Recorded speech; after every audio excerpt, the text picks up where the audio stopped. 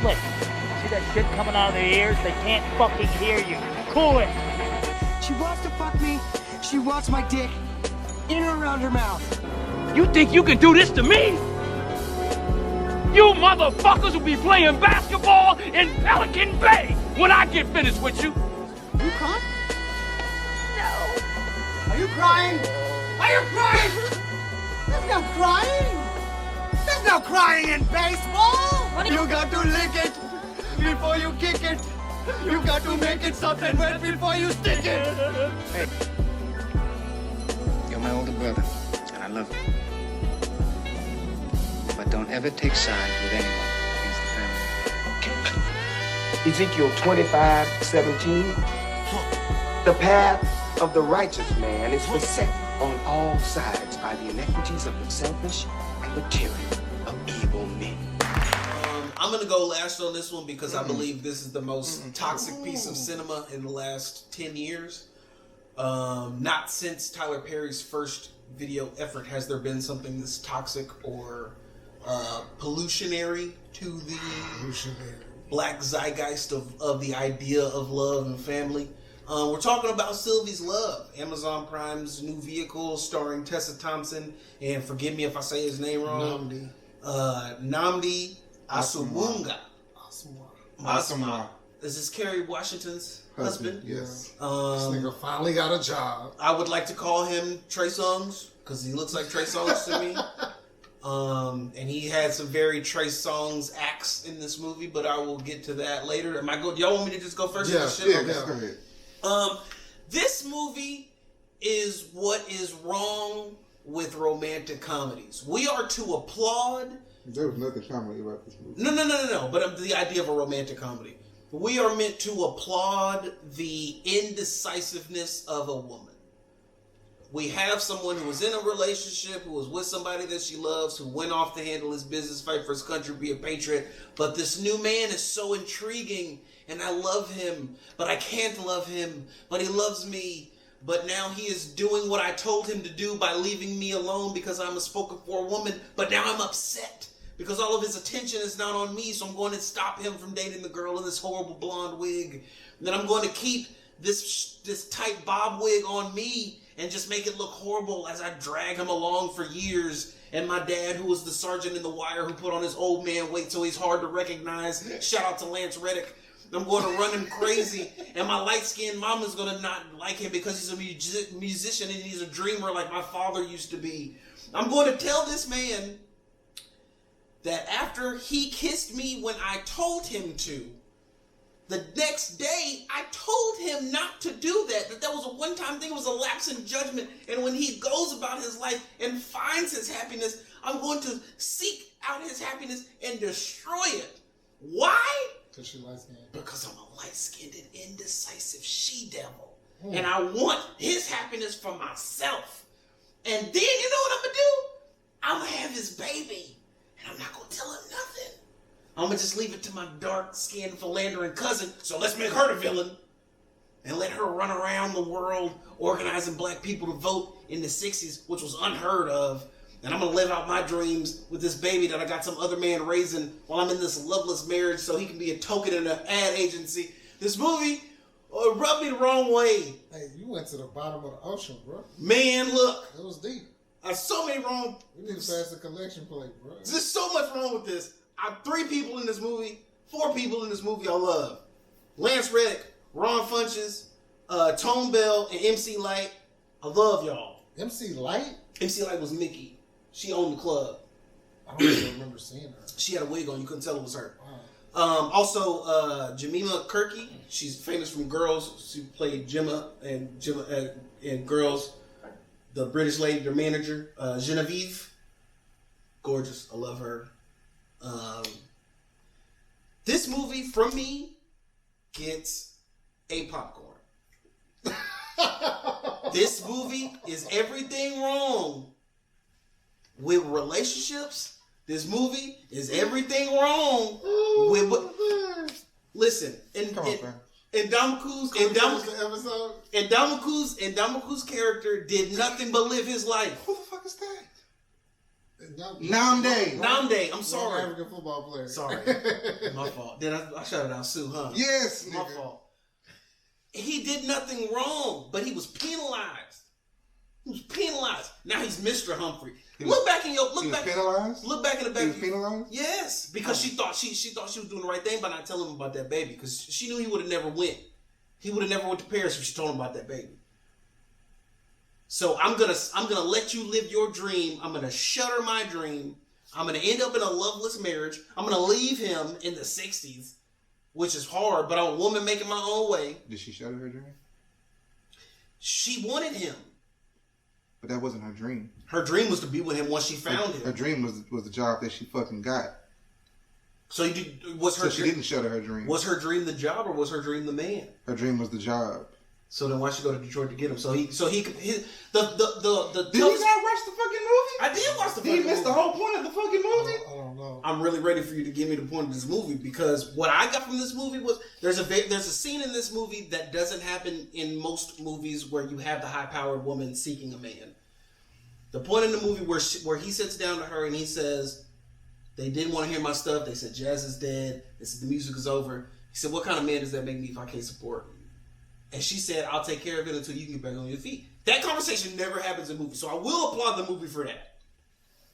Because that happens sometimes. That was real. I'm out here trying to get this thing going. Bear with me right now. I know I used to have this. When you met me, I was up here, but I gotta take a step back so I can take multiple steps forward. I'm just not okay with the fact that she could tell this man, no, don't do that. Was a lapse in judgment that can never happen again. And then go, who's that bitch? You don't get to do that. They do it all the time. It's not okay. That doesn't mean it's okay. That don't mean it's okay. But that don't mean it's okay. Take your emotions out of this movie. This thing. This. You Michael Jordan right now? You took that person. I took that person. He met the criteria to be her man, but he wasn't selected. He wasn't selected. That's what I sound like. Yes. You know what? Do I got to do it? Corey, what did you think about the movie? Because we all know what I thought about the movie. I like the movie. You had me thinking about some different stuff, but I enjoyed the movie. I thought it was very, very good. Again, a music movie. It started off good right there. He bought that record for $3. For $3. Could you imagine? Going to a record store and picking up a... No disrespect to DJ, but Tessa Thompson is always good to look at. Beautiful. No disrespect, bro. I like the costumes. I like everything. The talk, the jazz music being in it. Like you said, the black woman with the high powered position. That was very big deal. Two. And it almost bordering on nepotism. I'm gonna leave, but I told them to put you down. Yeah. That's something you don't see. My niggas put that nigga. Yeah. I enjoyed the movie. I'm gonna have more to say after my brother DJ goes. But I would give the movie a 3.5, and I would watch it again. It was a good love story. It was a good love story. Good movie. Well acted. I was very surprised at Namdi's acting. I enjoyed it. I thought 100%. It was very good. 100%. Most athletes can't act. I almost forgot that nigga was a football player for a second. He doesn't. I want to forget that nigga. He acted like a quarter. So, he acted like a quarter. So I didn't remember that. But he did very good in this, and I would love to see him in more stuff. I will say before you go, DJ, I watched something that only people who look like us in this room would catch. I watched this movie with a person, and the question from that person was about it during showing the passage of time in regards to Tessa Thompson's character. Mm-hmm. So after she had the baby, they did the 5-year time jump. We see that her hairline goes back before it gets real long, and she ends up with a follicular shot. To me, I thought that was one of the movie head things to catch. Is they show you with the young kid, messy pixie cut, and then you get your old lady first little permanent do, and your hairline goes back a little bit. She was so cute in that. And then your shit grows back. She looked like a kid. When she was in that bag, she was so cute. I was like, oh, I'm in love. And it was brought to my attention that women, and I'm not speaking for all women, it was brought to my attention that women take issue with Tessa Thompson's eyebrows. and I didn't know what the issue with them was. They're really long, and it draws attention to them. So when you see them, it's just eyebrows, which it doesn't. It frames her face perfect. She's a perfect full face. I beat niggas. I'd be Corey Thompson if she asked me to, and I love my last name. What do you have, DJ? I'm done. I'm trying to give y'all nuances, and y'all I'm talking about. Okay, so to Mathis's point of some of the F stuff of the movie, Fugazi. The Fugazi stuff of the movie. Thank you for giving me. I'm gonna have to give me some new alternatives next time to come around. Our next episode will be completely clean. It was pretty good. But I didn't.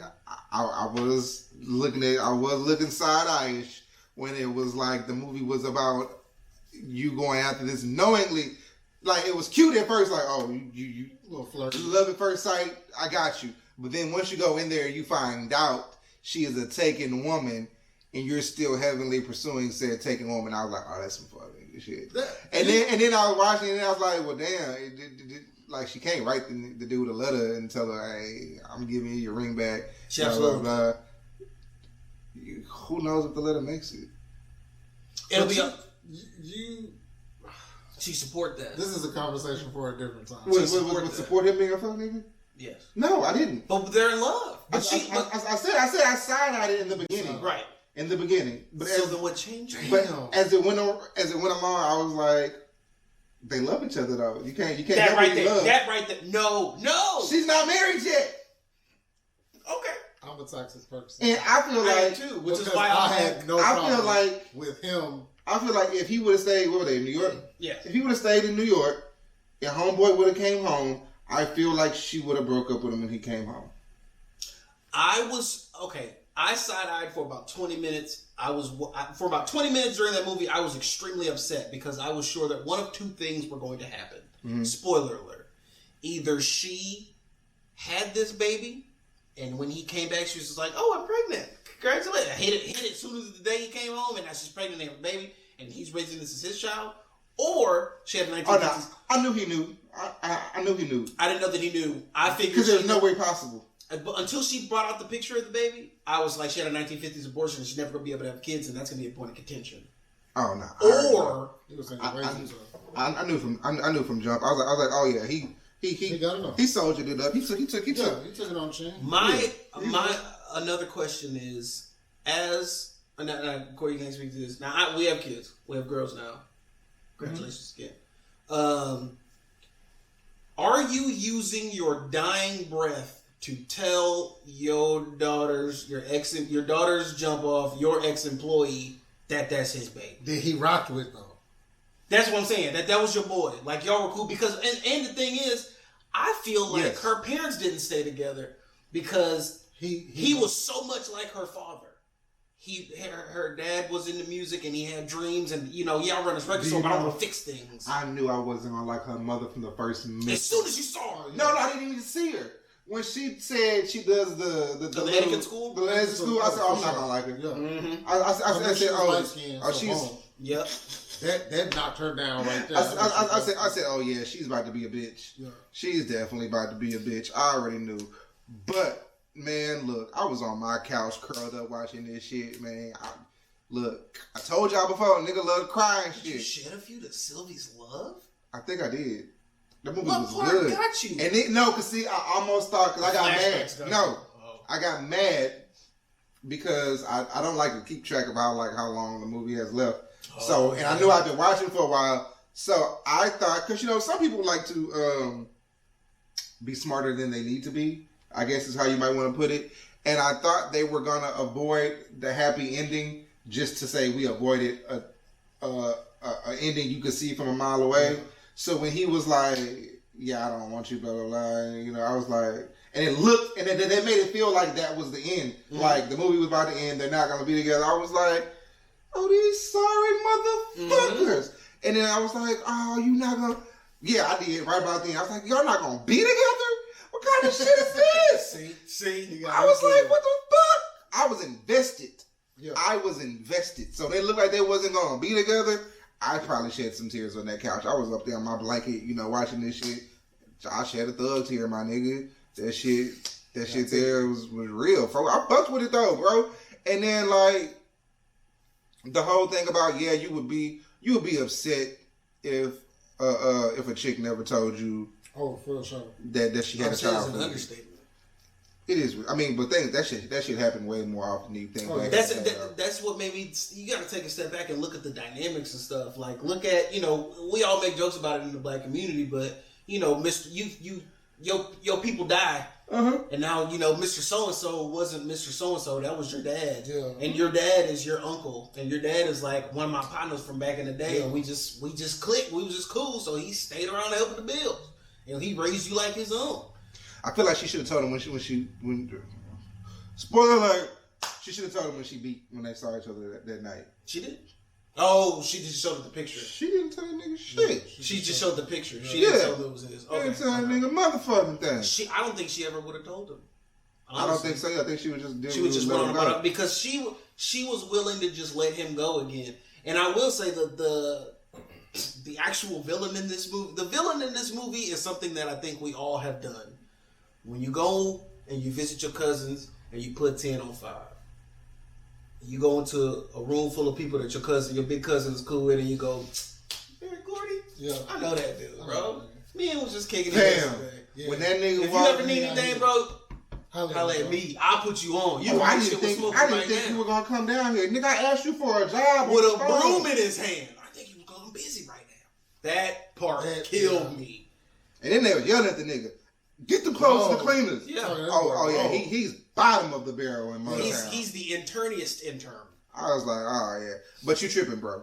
Cause see, on the emphasis of the story and the meaning of the way they wanted to portray what love is in this movie, I get it. It makes a lot of fucking sense. And you thought maybe her dream was being with the dude. Her dream wasn't being with dude. It's a part of the dream that she didn't realize, but the dream was the job, the being a black woman producer. Mm-hmm. His dream was traveling all over the world playing music. Mm-hmm. That for him, that was, and to me, I think her dream kind of stayed the same. Like not knocking what she may have thought about motherhood, but her dream was always trying to get to that job. She wanted to do what she wanted to do. Right. She always thought about that job. His dream really, he did the music thing. Mm-hmm. If he could have kept doing the music thing, he would perfectly fine. But his dream changed. His dream changed when he found out he had a little girl. His dream changed to the family. Mm-hmm. But he didn't want her. He was willing to sacrifice his dream so she doesn't give up on hers. Yeah. Let me ask you a question. Do you think that this movie just gender swapped what most movies like this would look like? For that time period, definitely. I would say, yeah.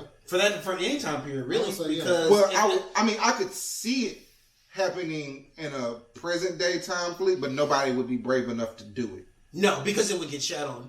It would get shat on because I want to do comedy. I mean, they're already shitting on Jasmine for saying she pay a nigga rent if he nasty enough. So, listen, I'm filthy. You can pay my mortgage. I am filthy. You can pay my mortgage. Disgusting. Yeah, I'm yucky. I didn't get ordained on accident. I need Jesus. Okay. I think that to translate this movie into, I feel like they had to make it in that time period because just like you said, to translate that into now. I want to do comedy. I would love traveling all over the world. But if I have a child now, so I know that I can't become a road comic. I can't go and be in, Louisiana, wherever else. You can walk off after that. I like how you held that together. Yeah. I didn't hold it together. I didn't either. There's a lot going on. But the idea, I guess it's an idea that like a woman's dream will stay her dream and she won't have to change it. Mm-hmm. She can have the family, she can have the man that she loves regardless of whatever situation she was in, because that stuff just becomes footnotes. So now, Lacey is just the dude that they talk about whenever they get a couple drinks in and go back and forth about shit. Yeah. Lacey's not like it's not something that she misses because she was never happy with that dude. She lost respect for him the night that they had that dinner at their house, and she figured out what was really going on in his job. She was like, "That doesn't bother you," and he was like, "Man, you know how much bread we finna get?" Oh, look at the. She was like, "Oh, you're a sellout. You're a legitimate sellout." Yeah, he gave 0 fucks. He gave 0 fucks about So being a token black kid. That was the dude from Underground. Mm-hmm. Damn, always a whole ass nigga. I get a movie of 4 popcorns, baby. A 4-banger? A 4-banger. I love love, bro. And it did a good portrayal of love. That's deep, bro. I think it's kinds of love that bother me. I think that it was a great portrayal of love, but we need to acknowledge the fact that this kind of love is not necessarily okay because there's fallout from it, and nobody wants to address the fallout. There's always fallout in love. No one wants to address the fallout. No one wants to address the fallout. There is. Somebody's gonna get hurt. No one wants to address the fallout when it's woman-led fallout. If this were on a different foot, if the shoe were on the other foot, and he had a woman who... We've seen that movie a billion times. And everybody hates on the man in it. Nobody's going to hate on... The movie's called Sylvie's Love. I never saw no... What was that? Who was the white dude in the movie with Jennifer Lopez? Did nobody hate on that nigga? He was planning a whole fucking wedding. Matthew McConaughey? The wedding planner? No, it was one of the movies where a dude was getting married. Monster-in-Law. With Bay, with Jane Fonda. She's 85 and she's still good. It happens. I've seen quite a few incidents where niggas was like that. But it's not the bitches was same. like they didn't give a fuck. Moral of the movie is light-skinned women do you wrong, bro. Easily. And not care. They'll just use you and See how abuse the you. dark-skinned woman got her life together though at the end? She did. I love that for her. She was lit. She was doing what she needed to do. I expected her to I changed my name. I'm gonna start going by Angela, and now she's Angela Davis, and now she was making moves. She was. She said, "I'm in DC. Come down for the weekend." On the low, did Mona Star Freak Nick? Can we talk about that? Did who? Did Mona Star Freak Nick? Freak Nick was in Atlanta. She was up in DC on work. You learn that DC party shit. Take it right down to 5. It's possible. I need a podcast about it. That's very possible. But light-skinned women will use you and abuse you. That is on wax. It is historical. That is in the Bible. I read it in a book somewhere. It's in a book. It's a 4-banger, bro. 4-banger? It's a 4-banger.